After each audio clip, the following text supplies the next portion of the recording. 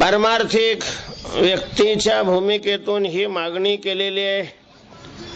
पारमार्थिक माणसांनी देवाकडे काय मागावं याची शिकवण तुकोबारायांनी या अभंगातून देवाकडे केलेली आहे. तुकोबाराय म्हणतात की केशीराजा,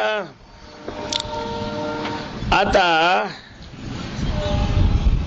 हेच विनवणी मस्तक चरणी ठेवीत असे, हेच विनवणी. तुकोबाराय म्हणतात, देवा तुझ्या पायावर मी डोकं ठेवतोय आणि तुझ्याकडे आता ही अशा प्रकारची विनंती करतोय, तुला विनवतोय, तुझी करुणा भागतोय, तुझी प्रार्थना अशा प्रकारची करतोय.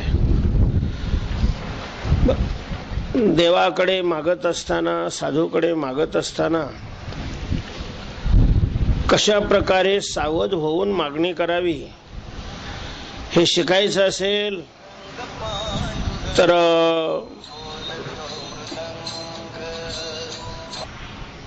तर तुकोबारायांना गुरु करावं. महाराज श्री गुरूंना कसं विचारावं हे शिकायचं असेल तर अर्जुनाला गुरु करावं.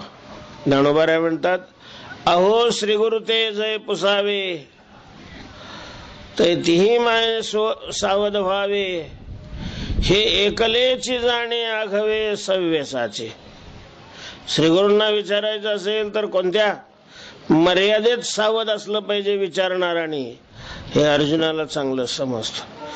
तसं देवाला मागायचं असेल, देवाकडे विनंती करायची असेल तर ती कशी करावी हे तुकोबारायांच्याकडून शिकावं. साधन कालामध्ये तुकोबारायांनी देवाकडे मागणी केलेली आहे आणि ती मागणी कशाची केलेली आहे हा भाग अत्यंत महत्वाचा आहे. देवाकडे मागणी करणारे अनेक अशा प्रकारचे आस्तिक माणसं आहेत, देवाला मानणारी, देवाची भक्ती करणारी, देवावर श्रद्धा विश्वास असणारी बहुतेक मंडळी देवाकडे मागणी करत असतात. करावी ही देवाकडे मागणी. महाराज मागण्याकरता देवाशिवाय जगात दुसरं योग्य अशा प्रकारचं स्थळ आहेच कोण? कारण जगातली सगळी माणसं ही अपूर्ण आहेत, अल्पशक्तिमान आहेत, अल्पज्ञ अशा प्रकारचे आहेत. त्यामुळं आपण केलेली मागणी पूर्ण करण्याची शक्ती त्यांच्याकडे असेलच असं नाही, असली तरी त्यांच्या ठिकाणी अवधारी असेल असं नाही. अशा अनेक अडचणी आहेत. देव समर्थ आहे, देव परिपूर्ण आहे, त्याच्याकडे काही नाही असं नाही आणि तो करू शकत नाही असंही नाही.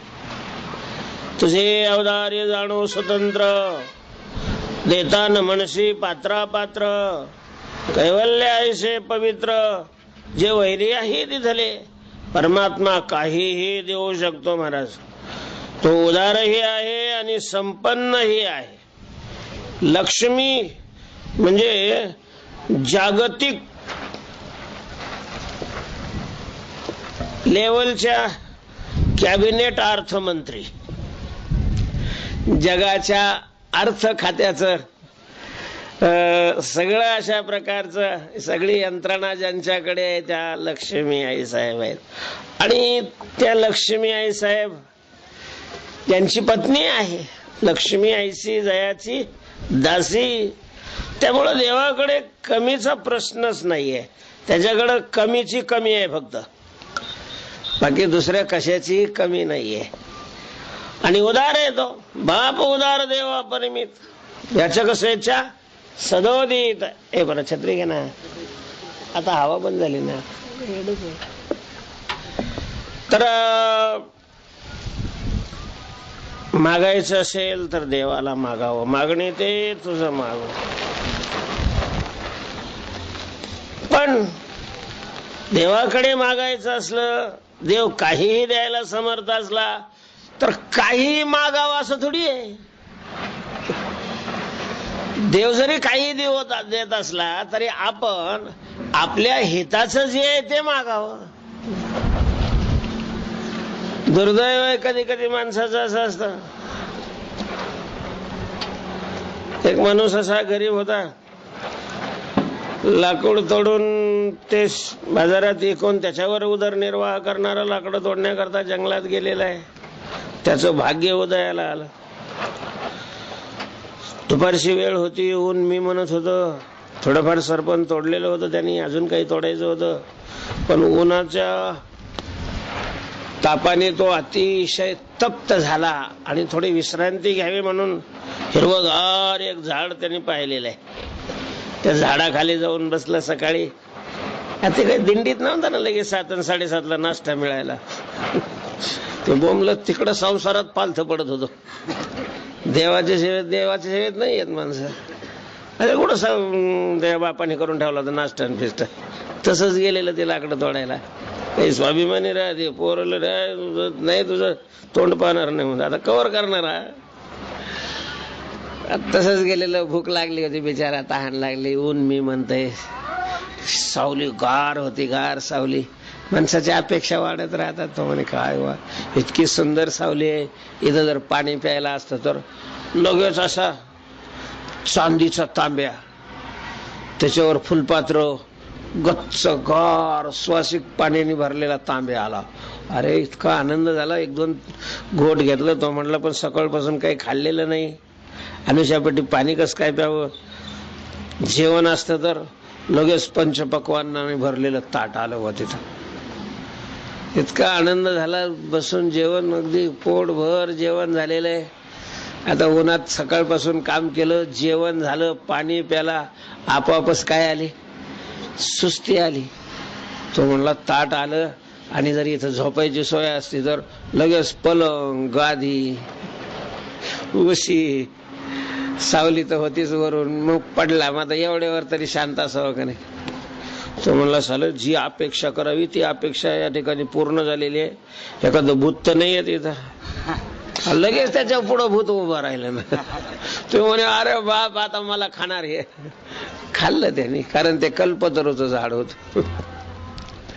म्हणजे देव हा कल्पतरू सारखा नव्हे, कल्पतरूला कल्पतरू बनवण्याची ज्याची क्षमता आहे अशा प्रकारचा देव आहे. त्यांनी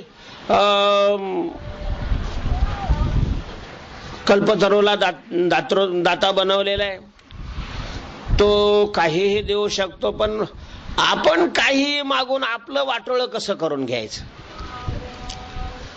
मागण्याची अक्कल असलीच पाहिजे ना.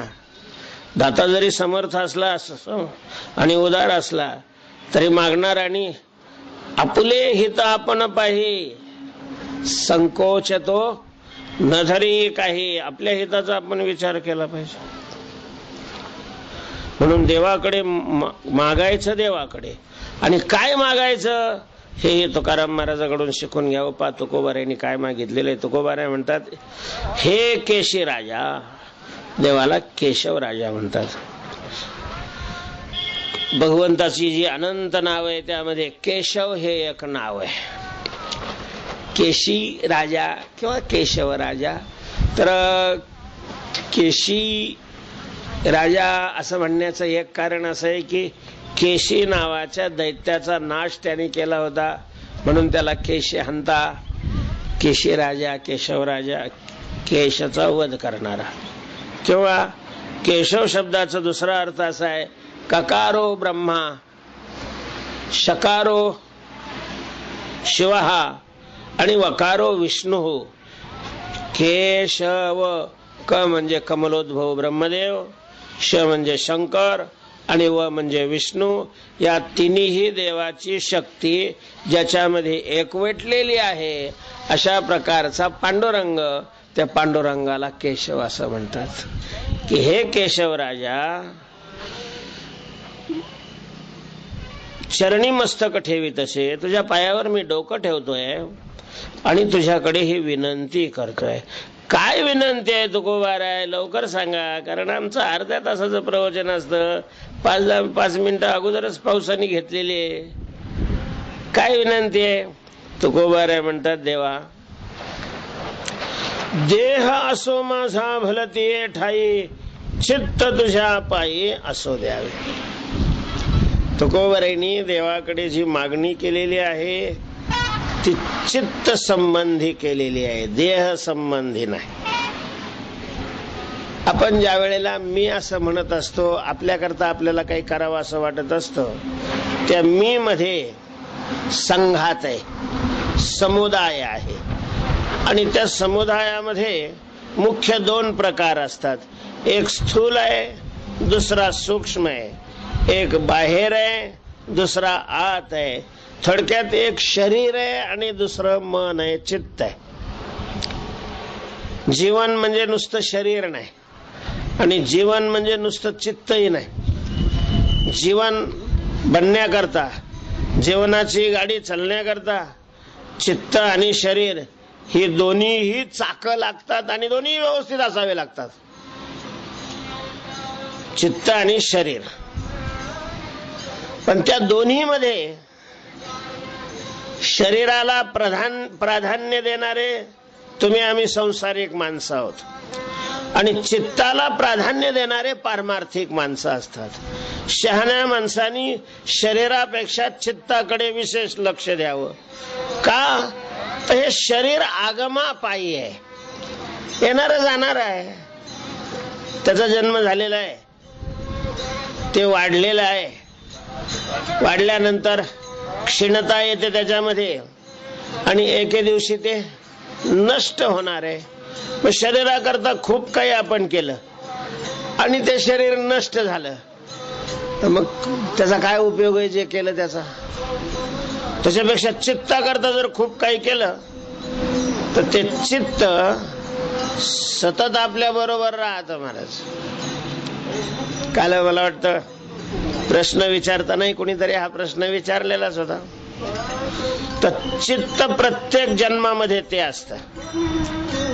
एक दुसरी गोष्ट अशी आहे की जीवनाची सफलता ज्या मोक्षाने प्राप्त होते,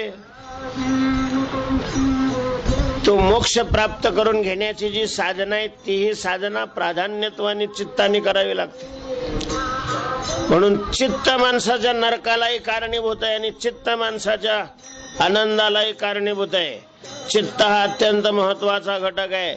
मन एव मनुष्याणाम कारणं बंध मोक्षयोः को वा विमुक्ती विषये विरक्ती बंधो हि कोयो विषयानुरागो को वा विमुक्तीर विषये विरक्ती असं आचार्यांनी प्रश्नोत्तरी ग्रंथामध्ये म्हटलेलं आहे.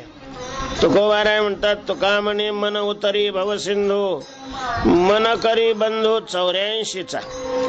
तेव्हा चित्त आणि शरीर देह असे हे दोन घटक आहेत. संत मंडळी, पारमार्थिक मंडळी चित्ताकडे विशेष रूपाने लक्ष देतात आणि म्हणून तुकोबारायांनी जी मागणी केलेली आहे हे चित्त विषयक केलेली आहे, चित्ताकरता केलेली आहे. काय म्हणतात चित्ताकरता? तुकोबाराय म्हणतात की देवा, शरीर माझं वाटेल त्या ठिकाणी राहू दे, जसं प्रारब्ध असेल तसं शरीर राहू दे. देह असो माझा भलतीये ठाई. भलतीये ठाई या शब्दाचा अर्थ ठाई म्हणजे देशविषयक ठाई शब्द आहे असं नाही, कालविषयक ठाई शब्द आहे, परिस्थिती विषयक ठाई शब्द आहे. माझं शरीर वाटेल त्या ठिकाणी असू दे. वाटेल त्या ठिकाणी या शब्दाचा अर्थ वाटेल त्या स्थितीमध्ये राहू दे. गरिबीत असू दे, श्रीमंतीत असू दे, शहरामध्ये असू दे, खेड्यामध्ये असू दे, संपत्तीत असू दे, विपत्तीत असू दे, बंगल्यात असू दे, झोपडीत असू दे, कपडे अंगावर दागदागिने घातलेले असू दे किंवा दिगंबर अवस्थेमध्ये असू दे, मी तुला शरीराकरता त्रास देत नाही. देह असो माझा प्रारब्धाने जसा देह राहत असेल, जशा स्थितीमध्ये असेल तशा स्थितीमध्ये मी समाधानी आहे. शरीराकरता मी तुला मागणी करत नाही, त्रास देत नाही, प्रार्थना करत नाही. देह तवासे भोगाचे अधीन, याचे सुखशीन क्षणभंगूर. बस मी तुला जो त्रास देतोय, तुझ्याकडे मागणी करतोय, ती देहा करता नाही, चित्ता करता. देह कुठेही असू दे, पण देह कुठेही असला तरी चित्त मात्र तुझ्या जवळ राहू दे. काय महाराज, ही पारमार्थिक माणसं दिसायला उग 12 बंडी घातलेली आहे, फेटा घातलेला आहे नाही का, अलीकडे शिकलेले हेंडे, असं कपडा. हे म्हणजे अडाणी लोक आहे, मूर्खा. तुला त्यांना समजायला 10 जन्म घ्यावे लागतील. तू काय शिकलेला आहे, काय तुला कळत आहे गेल्या. तुकाराम महाराजांच्या बुद्धीची, जाणीवेची, विचाराची जी उंची आहे, त्या उंचीपर्यंत जाण्याकरता फार मोठी अशा प्रकारची तयारी लागते. तुकोबारांनी मागणी केलेली आहे, किती गहन आहे. तुकोबारे म्हणतात, माझा देह कुठेही असू दे, काही अडचण नाही, देहाबद्दल मी तुला मागणी करत नाही, पण चित्त मात्र तुझ्या पायी असू दे. शरीर म्हणजे जिथं शरीर असतं तिथं चित्त असतंच असं नाही. शरीर जिथं असतं तिथं चित्त असतंच असं नाही, पण चित्त जिथं असतं तिथं शरीर असतं असं. कधी कधी शरीर आणि चित्त एका ठिकाणी असतात, कधी कधी शरीर एका ठिकाणी असतं, चित्त दुसऱ्या ठिकाणी असू शकतो, कारण हे घटक 2 भिन्न भिन्न आहेत. आता दिंडी बरोबर असलेल्या लोकांची शरीर असतात दिंडीमध्ये, चित्त कुठं सगळ्याची इथं असतात. तिकडं पाऊस पडला का रे, बोरचं पाणी वाढलं का रे, काय पेरलं का रे, त्याला डोस टाकला का रे, तो तिथंच पालथं पडला असता तर चांगलं झालं असतं. इकडची गर्दी जरा कमी झाली असती, तिकडची कामं झाली असती ना. जे आलेले नाही त्यांना असं वाटतं की दिंडी आज अमक्या ठिकाणी गेली असेल, आता प्रवचन चालू असेल, आता जेवण चालू असेल, आता नाट चालू असतील, आता सकाळचा काकडा असेल. म्हणजे ते घरी राहते आणि त्यांचं चित्त इकडं राहतं, आणि इकडं आलेले लोकांचे चित्त तिकडं राहतात. म्हणजे शरीर जिथं असतं तिथं कधी कधी शरीर आणि चित्त बरोबर आहे, राहत नाही राहत असं नाही म्हणा, राहत बी, पण मग कधी चित्त शरीराबरोबर असतं, कधी नसतं. दर्शनाला गेलेले, निघालेले लोक देवापासून लांब असतात, पण त्यांची चित्त देवाजवळ असतात, आणि देवाजवळ बसलेल्याची शरीर देवाजवळ असतात, आणि चित्त येणाराकडे राहतं. चित्त शरीराबरोबर असतंच असं नाही. म्हणून तुकोबारे म्हणतात, देवा माझं शरीर कुठेही असू दे, मी तुला नाही आग्रह करत की मला अशा स्थितीत ठेव आणि तिथं तशा स्थितीत ठेव, इथं ठेव तिथं ठेव, जसं प्रारब्ध असेल तसं शरीर राहू दे, पण शरीर कुठेही असलं तरी पण चित्त तुझ्या जवळ असलं पाहिजे. आम्ही संडासात असलं तरी चालेल, चित्त तुझ्या जवळ असावं.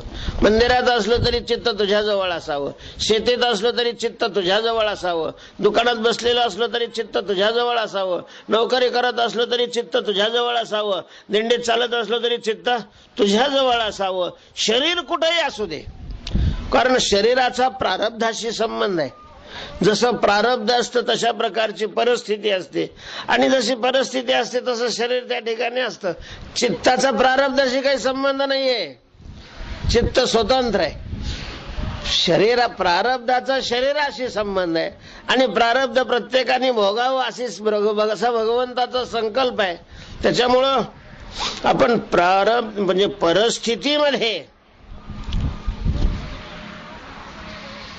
तिला बदलण्याचं सामर्थ्य आपल्यामध्ये नाही, पण चित्ताला बदलण्याचं सामर्थ्य आपल्यामध्ये, कारण चित्त प्रारब्धाप्रमाणे असतं असं नाही. चित्त आपण जसं ठेवावं तसं राहत. चित्ताच्या बाबतीत पुरुष प्रयत्न हा बलवान अशा प्रकारचा आहे. देवाला म्हणतात की देवा माझं चित्त मात्र तुझ्या पायाजवळ असू दे. आणि मग चित्त जिथं आहे मनुष्य त्याच्या जवळ असतो. अभंग होऊन गेलेला आहे, चित्ती नाही ते जवळ असो नि काय, वत्स सांडी माय ते नेण्याय.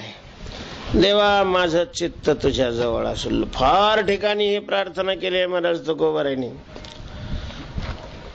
समचरण दृष्टी विठेवरी साजिरी, तेथे माझी हरी वृत्ती राहो. तिथं चित्ताला वृत्ती म्हटलेलं आहे, काही ठिकाणी मन अशा प्रकारचं म्हटलेलं आहे.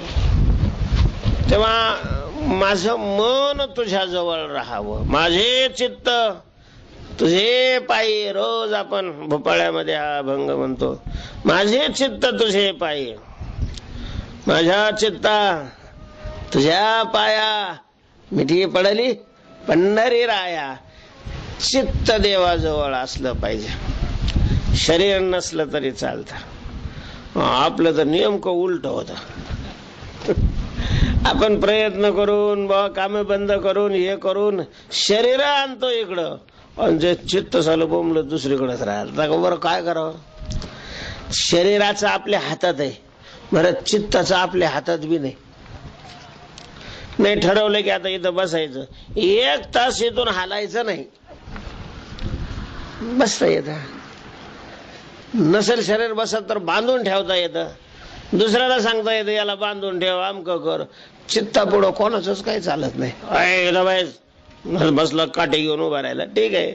शरीराचं तो राखण करीत राहतील, चित्ताचं काय राखण करणार आहे? चित्त थोडी तिथं बसणार आहे. आणि म्हणून तुकाराम महाराजांनी तिथं ज्याची सत्ता चालते त्या देवाकडे वशिला लावलाय, त्या देवाची मागणी करतायत. तुकोबाराय म्हणतात, देवा तू सर्व समर्थ आहेस की नाहीस? कारण शास्त्राने तुझं वर्णन केलेलं आहे, मुखं करोति वाचालम पंगुम लंघयते गिरिम, करसील तरी नोहे काही राईचा डोंगर पर्वत राही. हे शरीराचं आम्ही पाहून घेतो, हे चित्त लयच मोकार आहे, हे काही आम्हाला आवरत नाही. हो चंचलमी मन कृष्ण प्रमाथि बलवत दृढम तस्य हम निग्रह म्हणणे वायोरिव सुदुष्करम. तेव्हा तू इथं आम्हाला मदत कर, आणि शरीर आमचं कुठंही असलं, कशाही स्थितीत असलं, काही करत असलं, पण चित्त तुझ्या जवळ राहू दे. आता असं कसं काय मागणी केली असेल बरं तुकाराम महाराजांनी? असं असतं का चित्त एकीकडं शरीर एकीकडं? काय आहे, चित्त शरीराला सोडून नाही बाहेर जाऊ शकत, आणि शरीराला सोडून चित्त बाहेर गेलं जर तर समजावं लगेच माणसं पुढच्या तयारीला लागतात. एखाद्याचं चित्त एखाद्याच्या शरीरातून जर बाहेर निघून गेलं की माणसं लगेच बांबू गोळा करतात. जिवंत माणसामध्ये आणि मेलेल्या माणसामध्ये काय फरक असतो? एवढाच फरक असतो की मेलेल्या शरीरामध्ये चित्त नसतं. चित्त शरीराला सोडून बाहेर गेलं का शरीर पडलं, त्याला माणूस नाही मग म्हणत, त्याला बॉडी म्हणतात, त्याला प्रेत म्हटलं जातं. म्हणून तर चित्त नसणारी प्रेतच असतात. तुकाराम महाराजांनी प्रेतच म्हटलेलं आहे. जवळी नाही चित्त काय मांडी येले प्रेत. मग तुकाराम महाराज असं कसं काय म्हणतात? देह असं माझा भलं ते ठाईन, चित्त तुझ्या पाय असू दे, शरीर एका ठिकाणी असू दे, पण चित्त तुझ्या जवळ असू दे. मग शरीर जर डोंगरावर असेल तर चित्त मंदिरात कसं राहील? कारण शरीराला सोडून चित्त बाहेर जातच नाही ना. काय मन चित्त अतिशय महत्वाचं आहे, ताकदवान, हे सगळं खरं असलं तरी त्याला शरीराच्या बाहेर इंद्रियाच्या सहाय्याशिवाय जाता येत नाही. आणि इंद्रियाच्या साह्याने जात असलं तरी शरीरातून पूर्ण जात नसतं. शरीरात राहून मग आपलं काय थोडंफार तोंड बाहेर काढीत राहत. त्यामध्ये दोनच इंद्रिय शरीराला सोडून काही अंतरापर्यंत, म्हणजे शरीराशी संबंध असतोच, पण तरी काही अशा पट्ट्याप्रमाणे, फोकस प्रमाणे, जसा बॅटरीचा फोकस आपण लावला, किंवा आता ही जी सूर्याची किरण आहेत जमिनीपर्यंत आलेली आहे, पण त्यांनी सूर्याला सोडलेलं आहे असं नाही. सूर्यापासून जमिनीपर्यंत ती अशी पूर्ण पसरलेली आहेत. तसं शरीरापासून ते इंद्रिय काही अंतरापर्यंत, डोळा काही अंतरापर्यंत जातो, आणि मग डोळा जिथपर्यंत जातो तिथपर्यंत चित्त जातं. पण त्याही वेळेला त्यांनी शरीराला धरलेलंच असतं. शरीराला सोडून असं थोडीच आहे किंवा शरीर इथंच राहिलं, त्याने अंगावर घेतलं आणि मग डोळ्याला सांगितलं तू जाय आणि घरी जाय बरं पाहून या चित्तालाही बरोबर घेऊन जा, आणि मग ते चित्त त्या डोळ्याच्या घोड्यावर बसलो गेलं घरी, मग चक्कर मारून आलं. असं नाही होत कधी. का होत आहे? नाही नाही. शरीर सोडून नाही जात, इंद्रिय बी शरीराला सोडून नाही जात, आणि चित्त तर जात नाहीच नाही. मग आपण जे म्हणतो का नाही, मन इकडे गेलं मन तिकडे गेलं, असं जे म्हणतो ना, ते मूर्ख आहे म्हणून म्हणत राहतो. होस कस काय? आता आम्ही घरी गेलो होतो, चित्त घरी गेलं नाही, ते आतल्या आतच त्याने घराची आठवण केली. आतल्या आतच त्याने घर तयार करतं ते संस्काराने. आणि माणसं म्हणतं मग माझं इकडे गेलं चित्त तिकडे गेलं, ते इकडं जाऊ शकत नाही तिकडं जाऊ शकत नाही. आताच अशा प्रकारचं संस्काराने त्या वस्तूला काल्पनिक निर्माण करत राहत. तुकाराम महाराज कसं काय म्हणतात की देह असो माझा भले ते ताई चित्त तुझ्या पायी असू द्यावे. तर त्यांच्याही म्हणण्याचा हेतू आहे की शरीर कुठेही असो, कुठल्याही ठिकाणी असो, कुठल्याही परिस्थिती मध्ये असो, कुठलंही कामधंदा करत असो, पण चित्ताने तुझं चिंतन करायचंय. चित्त चिंतनाच्या रूपात त्या वस्तूजवळ राहत. शरीर काही असो, कसंही असो, काही करत असो, चित्ताने तुझं चिंतन करत असावं. चित्त तुझ्या पायी असू द्यावे, याचा अर्थ चित्ताने तुझ्या पायाचं काय करावं? चिंतन करावं. मग असं चालतं का? हा, असं चालतं ना, असं चालतं की आता आपण दिंडीत चालता चालता चिंतन काय घरातले करत नाही का? मग घराचं चिंतन चालत आणि देवाचं चिंतन घराचं काम करत असताना न चालायला काय अडचण आहे? तसं चालत. म्हणजे शरीर एक काम करत असलं तरी चित्त कोणाचंही दुसऱ्याचं चिंतन करू शकतं. तेव्हा तुकोबाराय म्हणतात, देवा देह माझा भले ते ठाई असो, पण चित्ताने तुझ्या पायाचं चिंतन करावं, तुझ्या पायाजवळ असावं चित्त. काळाचे खंडन घडावे चिंतन, आणि हे तुझं चिंतन करत असताना काळालाही बाजूला सारून तुझं चिंतन असावं.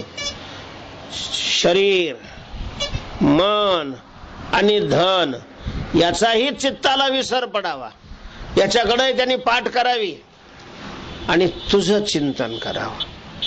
चिंतन अतिशय महत्वाचं आहे महाराज. परमार्थामध्ये कृती गौण आहे, चिंतनाकरता कृती आहे. कृतीला फार महत्व नाही, महत्व कशाला आहे? चिंतनाला आहे. चिंतनाला देवाचं चिंतन झालं पाहिजे.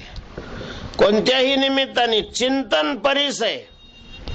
कोणत्याही निमित्ताने लोखंडाला परीसाचा स्पर्श झाला पाहिजे, ते सोनं बनतं. तसं कोणत्याही निमित्ताने चित्ताने देवाचं चिंतन झालं का चिंतन चित्त बनतं, परमात्मा बनतं, चैतन्य बनत राहतं. म्हणून चिंतन महत्वाचं आहे. दिंडीमध्येही देवाच्या चिंतनाकरता यायचंय. दिंडीत पंक्ती नाही महत्वाच्या, चिंतन महत्वाचं आहे. चिंतन झालं पाहिजे. तेव्हा तुकोबाराय म्हणतात की आणि चिंतन कसं? तन मन धन विन्मुखता. चित्त ज्या विषयाचं चिंतन करतं त्याच्यातले हे प्रमुख 3 विषय आहेत. चित्त शरीराचं चिंतन करतं, चित्त धनाचं चिंतन करतं, चित्त संकल्प विकल्प करत राहतं. तर या सगळ्याकडे चित्ताने पाठ करावी आणि बस तुझ्याकडे त्याचं तोंड असावं. सारखं तुझं चिंतन, रात्र न कळे दिवस न कळे. गोविंदासनी गोविंद शयनी गोविंद त्यामनी बैसलासे, असं चित्त तुझ्या ठाई असू द्यावे. काळाचे खंडन घडावे चिंतन धर्म. कफ वात पित्त देह अवसानी ठेवावी वारुणी दुरी तेही देवा. आणि ही चिंतनाची नदी मरणाच्या वेळेलाही चालू राहिली पाहिजे. मृत्यूच्या वेळेला शरीरामध्ये अनेक रोगांना जन्म देणारे हे कफ वात पित्त आहेत. त्यावेळेला त्यांची स्थिती विषम बनत असते. कफ वाढला की कोणते कोणते रोग होतात, वात वाढल्यानंतर कोणते रोग होतात, पित्त वाढल्यानंतर ते आरोग्यशास्त्रामध्ये सांगितलेले आहे. तर देह अवसानी, देहाच्या अंताच्या समयी कफ वात पित्त हे सगळे बाजूला करून ठेवावे. माझी सगळी इंद्रिय तुझ्या चिंतनाकरता सावध असावीत. ही सगळी सावध असावी म्हणून तुला मागे अशा प्रकारचे हाक मारलेली आहे. आणि तुला हे काही अशक्य नाही आहे, कारण सगळ्याला जन्म देणारा तू आहेस. तू का म्हणे, तो या सकळाचा जनिता. देवाला काहीच अवघड नाही महाराज. म्हणून मागे आपण प्रमाण म्हणून गेलो की करशील तरी नोहे काही. तेव्हा देवा एवढं तू माझ्याकरता कर. इथं तुझ्याजवळ सगळे ऐक्य रूपाला येतात, तेव्हा देह असो माझा भलती ठाई. शरीर माझं कोणत्याही ठिकाणी असू दे, सकाळी फिरत असू दे, शेतकरी असेल तर वखरावर तो असू दे, नांगरत असू दे, किंवा व्यापारी असेल, कोणी दुकानदार असेल, ज्याच्या प्रारब्धानी जे जे कर्तव्य ज्याच्यावर आलेले ते कर्तव्य ते मी करत असू दे. बस हे सगळं करत असताना लक्ष तुझ्याकडे असावं. जसा ड्रायव्हर गाडी चालवत असताना तो गप्पा मारत असतो, टेप लावला तर त्याची गाणी ऐकत असतो, तंबाखूचं काही करत असला तरी लक्ष त्याचं कशावर असतं, समोर असतं आणि ब्रेकवर पाय असतो. लक्ष विचलित झालं की संपला तो. तसं भक्ती करणाराचं लक्ष हे देवाकडे सातत्याने असलं पाहिजे. तशा प्रकारचं असू दे, तशी स्थिती तू बनव. ही प्रार्थना, ही मागणी तुझ्या चरणावर आहे. अशा प्रकारची तुकोबरेणी या अभंगामध्ये मागणी केलेली आहे. आता आपल्याला प्रसादाकरता बसायचंय. आजच्या प्रसादाचे यजमानही आलेले आहेत. बसण्याकरता इकडच्या बाजूला घाण आहे, याच पट्ट्यात असं समोर बसायचंय. इथं पुरुष मंडळी बसा, रोडच्या पलीकडून महिला मंडळ बसल. अशा आडव्या लाईनी धरा, थोड्या इथपर्यंतच्या झेंड्यापर्यंत, अशा लांब जाऊ द्या. आणि वाढण्याकरता आज गंगापूर, बेंडाळा, वाडगाव, कोणतं वाडगाव, मुद्देश वाडगाव का? हा ठीक आहे, मुद्देश वाडगाव इथल्या पुरुष मंडळींनी आणि महिला मंडळांनी महिलांनी महिलांना वाढायचं, पुरुषांनी पुरुषांना वाढायचं. अशा लाईनी बस धरा, बसा. हा, आणि इकडून फक्त वाढायला जागा ठेवा. पलीकडे महिला मंडळ पलीकडच्या बाजूने बसा. म्हणजे किंवा रोडवर बसले तर चालेल, पण रोडवर जागा पुरल का? लय लांब होईल आणि ते वाढणारा त्रास होईल. रोडच्या पलीकडून बसा. बसा, उठा.